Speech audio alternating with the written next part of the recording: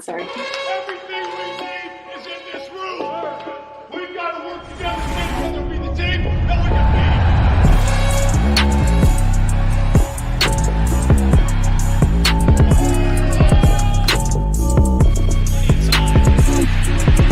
Stop it, throw it to the end zone for Robinson on a touchdown.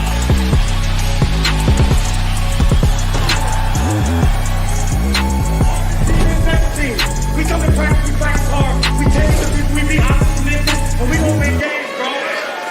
All right, 3, 1, 2,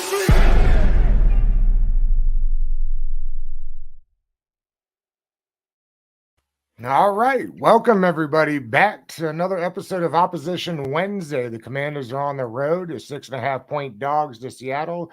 To get us all caught up on the action is Stacey Rost from SeattleSports.com. Stacey, how are you? I'm well. How are you? I'm good.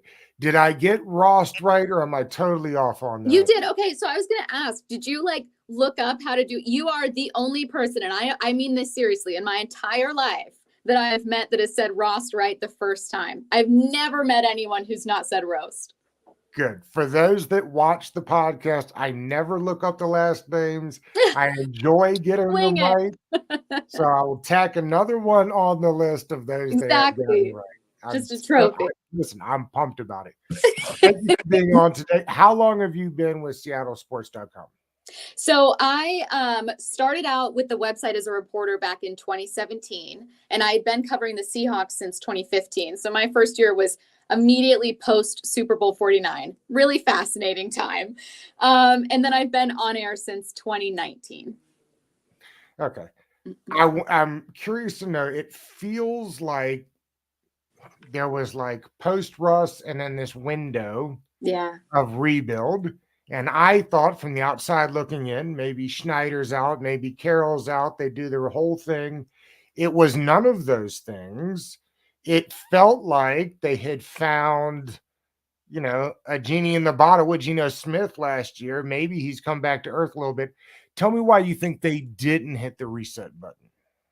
Well, it's just not in Pete Carroll's nature. Since I've been covering him, he's not really ever been anyone to commit to a rebuild. Now, thankfully, having Russell Wilson here for 10 years, even in years when, they underperformed or didn't meet expectation, they weren't in a place to enter a rebuild. You just don't when you have that franchise quarterback. So I think that they were pretty adamant about pushing back against that idea. And, you work in sports, I work in sports. That's not the first time we've seen GMs or head coaches, try to rework what we would normally call a rebuild. They might say, oh, it's a step back, or oh, it's a reimagining. It's just, no one wants to say that's where you are because it makes it sound like lower your expectations. We're not going to win. So in general, it doesn't happen in sports, as you know, but just Pete Carroll by his nature is very competitive. I mean, when last season started and we were all asking questions about expectations and the year and Geno, this guy was talking yeah, we're going to win the West. And at the time you're thinking typical Pete Carroll, he'll always be optimistic about something, but they actually had a really solid season. So maybe he saw something we didn't. If they were going to hit the reset button, would it have been all of it? Would it have been Pete Carroll and John Schneider out, John Schneider and Pete Carroll in? Do you have an idea about what that might have looked like? Yeah, from my understanding, they have a really good relationship with Jody Allen, who took over the trust from her late brother, Paul Allen, obviously the former owner of the Seahawks. So I think that, even when we weren't sure what was going to happen with Russell Wilson, most people thought, if Jody has to choose, she's not choosing Russ. There is an allegiance here and a trust that I think exists. So I don't think that even without Russ, Schneider or Pete were, whatever was going to happen, they were going to oversee it. It was going to be theirs. And so I think that the reason that they didn't kind of pitch it like that publicly is I think that they truly believed, look, we may not know what we have at quarterback, but we have a lot of really good pieces. I mean, you made this huge trade for Jamal Adams. He's coming back. You still have him under contract. You, paid DK Metcalf a ton of money. He's under contract, and Tyler Lockett's still here. You didn't know what you had yet with Ken Walker, but you used a second round pick on him. I think that they felt, well, why would we completely rebuild when some of these gambles that we've made, we still have to make them pay off. Like we can't give up 2 first-rounders for Jamal and then be like, I mean, got to wait until we get a quarterback. Like, you got to make that contract pay off now. And they got the picks. It was odd. It feels like Russ out. They took those picks and invested in the offensive line a little bit, which at least from the outside, it did not feel like they did with Russ. It was interesting. Yeah. We'll get to that in a minute. I want to stick with Pete for a minute because in an industry where everybody is getting younger every year, and you know this, and everybody's looking for the new thing, what is it about Pete that when we're looking at maybe the end of the Belichick era, Ron Rivera in Washington is one of these older guys that probably won't see next year. Like, what is it about Pete that not only can he just keep it sustained, but it feels like the team still rallies around a guy that's in his mid-70s? Yep. Is he in his mid-70s? He's like 72, 73. I think he like recently saw. It's insane. It's, you know, I'm glad that you mentioned Bill Belichick because I think Bill Belichick is one of the greatest NFL head coaches we've ever seen. But I know that people, given what the Patriots have done over the last couple seasons and what Brady did with Tampa Bay, are like, maybe it was like 80% Brady and 20% Bill. But all of us, you know, kind of focus on him, obviously, and all these other head coaches. But like, man, Pete succeeded in spite of not having that quarterback. For the longest time, it was Pete wins because Russell wins. You know, Pete's this old school guy. He's holding Russ back. Bring in a guy like Andy Reid. Bring in a guy like Sean McVay. Pete isn't doing him any favors. And then Russ leaves, and lo and behold, some of these principles that Pete Carroll holds dearly, like having balanced football and being able to run the ball, having a really physical defense and having a really strong back end of that defense, are all things that make you a good football team. Now, there are always flaws with Pete Carroll. I mean, there's flaws with every head coach. I'm sure Kansas City fans, fresh off another Super Bowl, will point to Andy Reid and be like, is the clock management the best, right? Like, there's always things that, you know, this team's not great with third down and never has been. But they're not great with screenplays and never has been. I don't know if it's a Pete Carroll thing, but it's just been something that's been true of his tenure. But he just finds ways to do it. And that seems like a non-answer, but like, it's the best I can give. I truly thought they would win 5 games last year.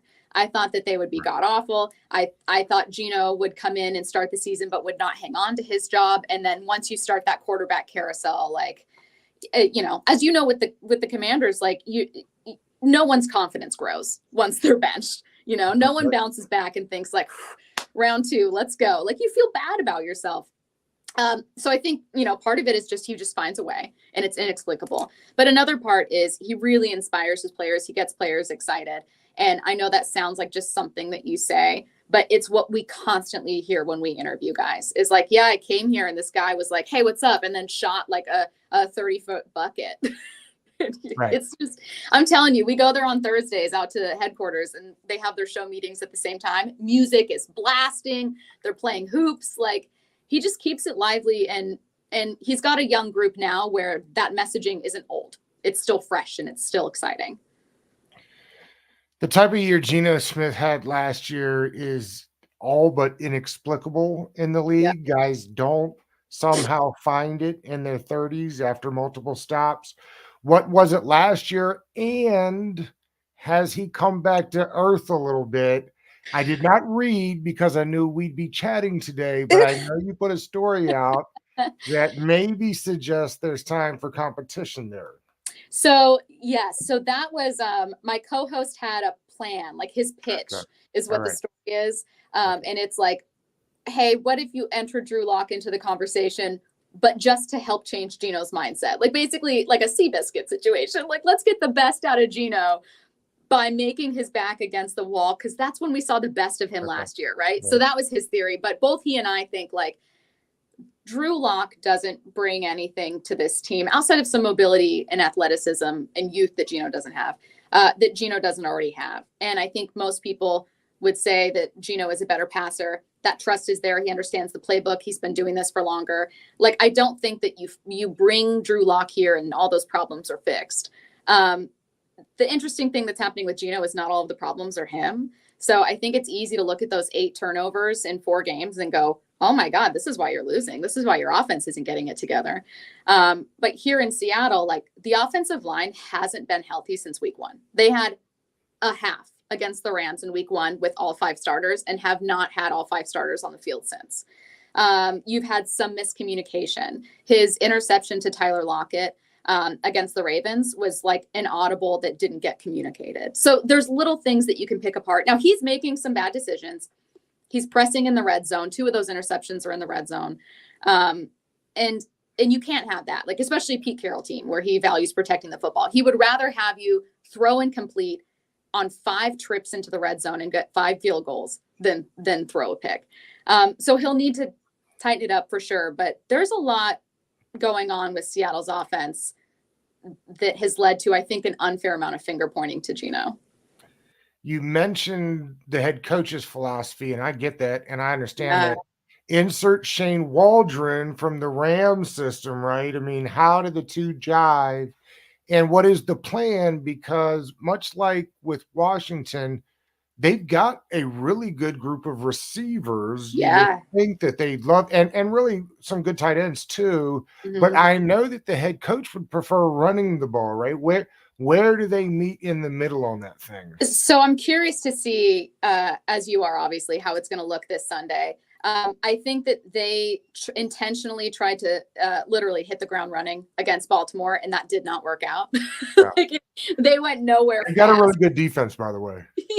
yeah, that'll do it. But so Pete Carroll said prior to the game against the Ravens, the run game's spotty. Like, the run game is inconsistent. We want to run the ball more. We think we have the guys to do it. I think, my co-host thinks, and everyone in Seattle thinks, that was probably communicated to Shane Waldron, like, let's get those guys going. It didn't work out in this one. So there is that kind of philosophy of, like, a head coach is going to want to do what he wants to do. You got to find a way to work it in. They're still figuring that out in terms of the run game. In terms of, those other principles, I think Pete Carroll is mostly hands-off. And has kind of let a surprising amount of trust sit with Shane, given that he's only a 3rd-year coordinator and it's in his 2nd year with Geno. But I think it's because he really likes what he can do with, surprisingly, coming from the Rams, which we think of like leaning on 11 personnel and like really high flying. Like, Shane's really into getting tight ends involved and still kind of some old school stuff that I think Pete really likes. So that part of it's been working. And has Noah Fant, I'm still waiting. Are you still waiting for him? As a fantasy guy who watched Fant come out, I really thought that he'd have hit the ground running. He has not. How is he progressing in the system? So he's fine. The way the Seahawks are using tight ends this year, and this started last year, is better than they have in years. If you've got a Seahawks tight end in your fantasy team, it's still not enough. And I think I have one. Yeah, unfortunately. I think part of that has been, and Noah Fant is not the best blocking tight end. Will Disley's their better blocking tight end, but her injuries along the offensive line have been a big part of that. They've leaned into those tight ends to pick up some of those blocking and chipping responsibilities. And so you just haven't seen them as much. But I would love to see more of them. And I would love to see more of them in the pass game, especially intermediate options for Geno if he's facing pressure. I'm curious to see if that's an adjustment that Shane Waldron in the offense tries to make coming up this week, because you've got some good pass catchers. Like, you don't just have to use them to bolster up a super banged up offensive line. Like, I mean, Fant's a former 1st-round pick. That's right. Yeah. How has the running back distribution gone? I know in the fantasy world, people are clamoring for more Charbonnet. Yeah. Is that what they're doing in Seattle, or they're waiting for Kenneth Walker to put it together? And I don't think you have. Usually, I ask about the Bulldogs. I only think you have one, Kenny McIntosh. He's still on the IR, right? He might come back this weekend. Actually, Pete Carroll said today he could play this Sunday. There's an open roster. The only Bulldog you got, though, I think. Yeah, so Kenny might be out there, and maybe you'll see him. Maybe he's like a late pickup for some fantasy people that have no running back depth, because the team, Pete Carroll really wants to be able to establish that. Like, he is really wanting to have that get more consistent. So if Kenny McIntosh is out there, like, but what is the distribution they're trying to get between the two main running backs? I think it's still leaning heavily on Walker. I haven't seen as much of Charbonnet as I'd like, and that's kind of common sentiment with most reporters here and analysts here. Charbonnet is just kind of a different back. Like he's really physical and kind of a bulldozing back, and he's a little stronger than Walker.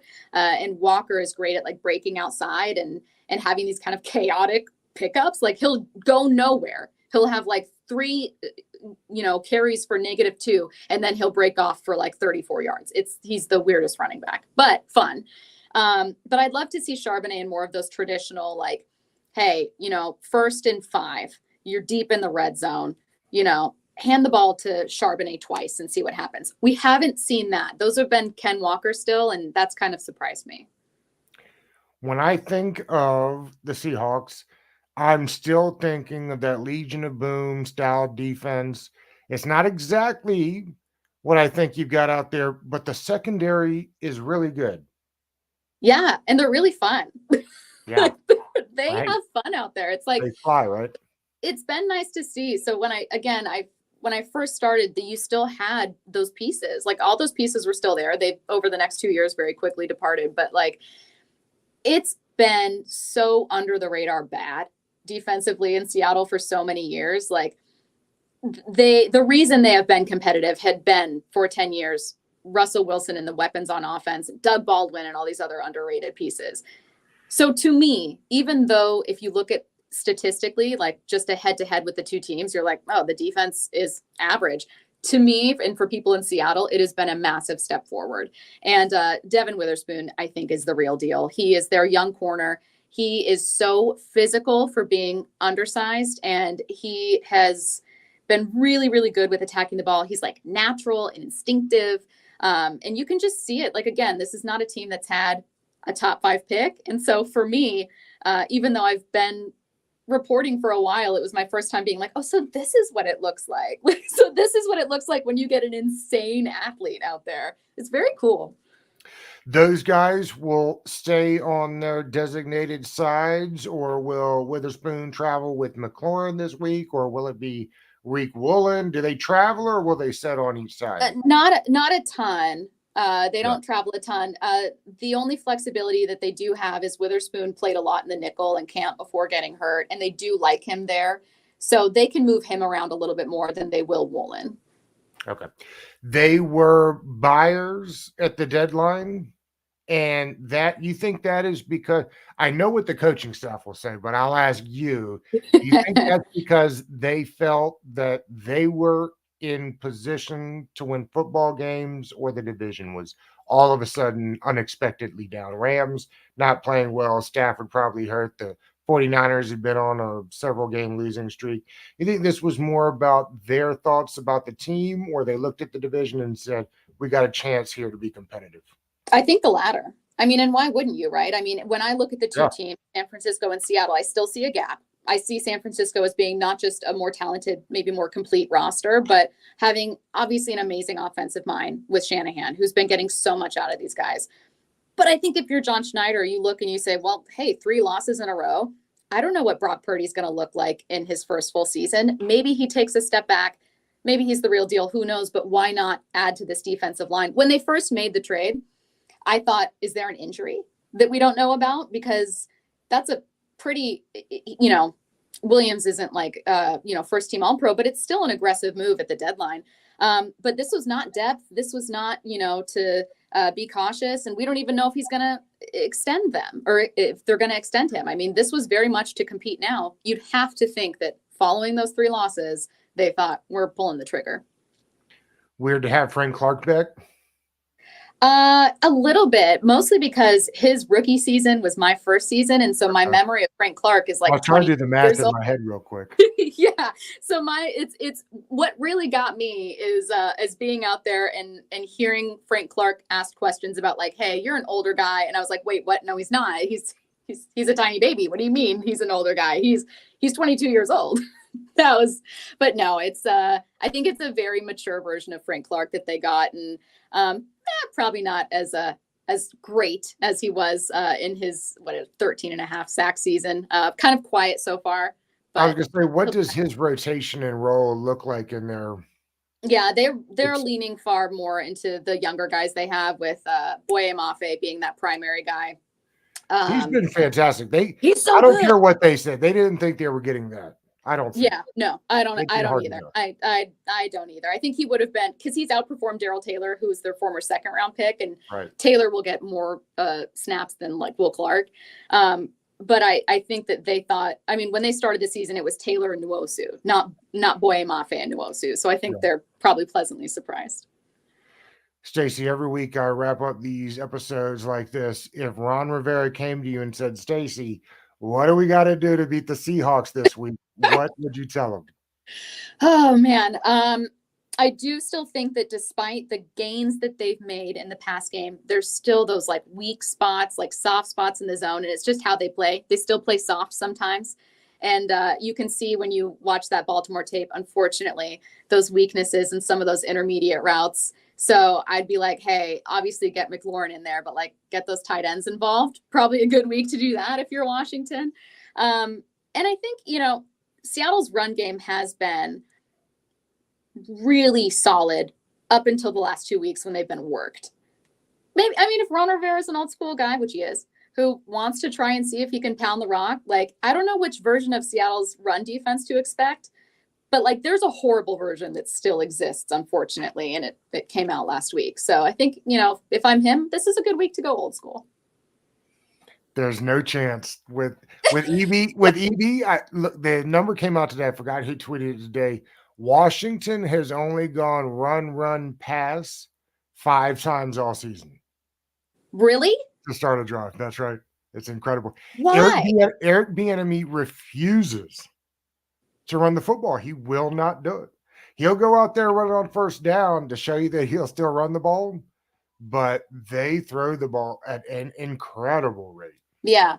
Which is to your point, is totally opposite, I'm sure, of what Ron wants to do. But when they hired Bieniemy, he said, it's your baby. You do what you want. And they are throwing the rock.